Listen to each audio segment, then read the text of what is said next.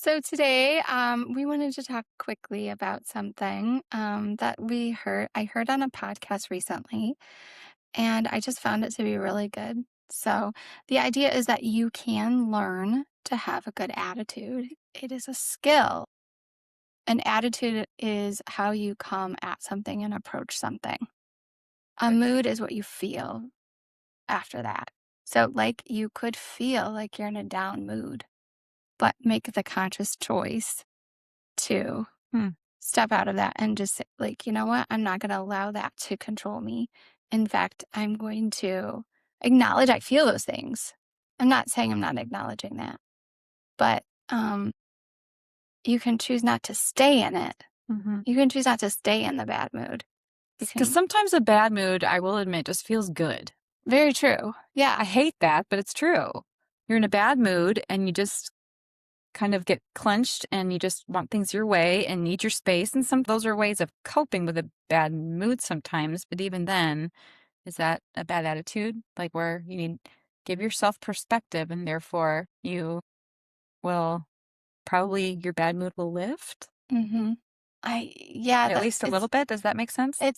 yeah. I find this can be really hard in our day and age where we talk about embracing your feelings and like acknowledging your feelings and stuff, Yes, true. which is part of seeing like those are valid. I'm not saying they're not valid. And you We are have to acknowledge we them. have feelings about things, and that is important to deal with those. We're not talking about pushing things under the rug, but instead like saying, well, this is like, for example, let's give some examples. Like, I'll give one. this is hard. Okay. I'm trying to think of something on the spot. Go ahead. Okay, so today is a beautiful day in Michigan and really sunny, and I'm a beach babe. Like, I would love to be at the beach most days. And so I wanted to go to the beach. That wasn't really happening. And I can't drive there because I can't drive right now because of medical reasons. Well, that could be a really good opportunity for me to be cranky and almost like intolerable to be around because I'd be so upset and therefore angry and just let that set the tone, my internal tone, right? But I could also have the perspective, which includes thought, and which it sounds silly and basic, but it's true. Like you have to think kind of outside the box, so to speak, or just give yourself the perspective of like, well, what is good about my life right now, even though I can't drive and do what I want to do? Well, what can I do? Hop on my bike and go here. And I don't Mhm. know, give yourself other options to kind of dig yourself out of the pit. Yeah. In fact, that reminds me what I wanted to say earlier is I think it's a cultivation of gratitude too. Hmm. Like if you wake up and I've heard people do this where they'll just like keep a gratitude journal Yes. and write down I things they're get grateful. jealous of people that do that. Yes. The journalers out there. They're very they're very faithful. Yeah. Yes, it's very healthy. I got my gratitude journal, my dream journal, and my daily journal, and my routine journal. I don't know. Okay, how many that's a whole nother podcast. I'm not a journal. I'm not a journaler necessarily, but I do find that to be interesting. Those things, but yeah, just like gratitude The journal. gratitude one. Just like I mean, we can get nitty gritty down to the wire, like with gratitude, like. So I'm kind of this romantic dreamer a little, and I am. Just gonna say it.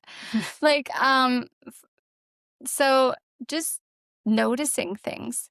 Um, this is gonna be sound silly, But but okay, so like when you get like a giant cheese grater and you have a big block of cheese and just like pressing down and watching the cheese like slide out through the grates okay. into a little pile, there's just something smooth and beautiful about that movement and just like you're creating this little space and you're transforming one block into like little shreds and just seeing like the simplicity in that.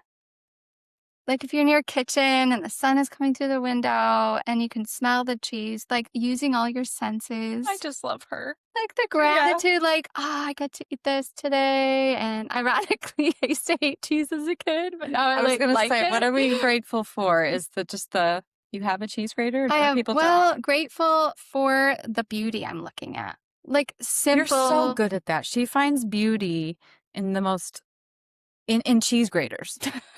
I love like, that. that's a little thing or just, like, Yeah. the beauty in doing something yourself that you feel accomplished in. Mhm. Like, I'm not necessarily a cook, but if I, like, try a new recipe and, grateful that I'm able to do that, like, Mhm. that kind of thing, or just, like, grateful for the fresh smell of right after you clean your bedroom, that fresh smell in your room. Yes. Grateful for that. Yeah. I've had that experience with, you know, not to always go back to illness, but it does give you perspective of like, I used to be able to do this. Other people can do this. I have these limitations. I need this perspective. I'm able to do this. There are people that aren't able to walk their bikes. They aren't even able to walk. And I can, even though I can't drive. I can do those things and appreciate where I can take that. And it helps your health. It Like, does. riding a bike, so Yeah. good for your Yeah. body, your heart. Yeah, so I don't know. We are wrestling with this and thinking through like changing your attitude. How much control do you have over that? How much of a responsibility do we have to do that, especially as Christians? And I think we need to invite the Lord into that. Like, I need help. Mm, I need help with this because I know that I need help with this. I can't say I'm going to start seeing the beauty in everything and have a good attitude. I yeah. love to see my blooming flowers. I hate watering them. Hate it. Mhm. But I love to see how beautiful they are. And I would argue, like, it And takes they're discipline and practice. It's yes. not just like, "Today I'm gonna master it and I'm great." No, it's like a daily thing. Yep. It's not just once and they're good. So, the discipline. Yeah. So, having the discipline to do it, just like I wanna, like, work on my body and I wanna lift weights, like, you have to have the discipline to get to where you wanna be. And it's the same, I would argue, with the brain because of the neurons and everything that you're creating new pathways in your brain to say, like, instead of going down the negative route all the time, I'm branching out and going down the positive route.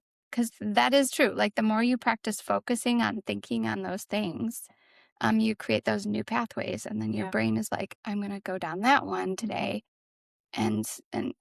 or maybe it's really hard to go down that one and just like inviting in the Holy Spirit to help you and calling a friend, having accountability and Yeah. unity and community really does help too. It just Yeah. kind of like brushes those cobwebs Yeah. off and helps you stand up and be like, I don't need Yeah. to sit in this. I'm allowed to sit in it and that's okay, but I don't want to stay in it forever. Yeah. We don't want to sit in those bad attitudes. So Hmm. what we want to do is train our brains to be more like Christ and to have a better attitude, even when teenagers are around, which is where they are right now. So we love being with you guys. It's good to be back, and we will record and share some more really soon. Bye.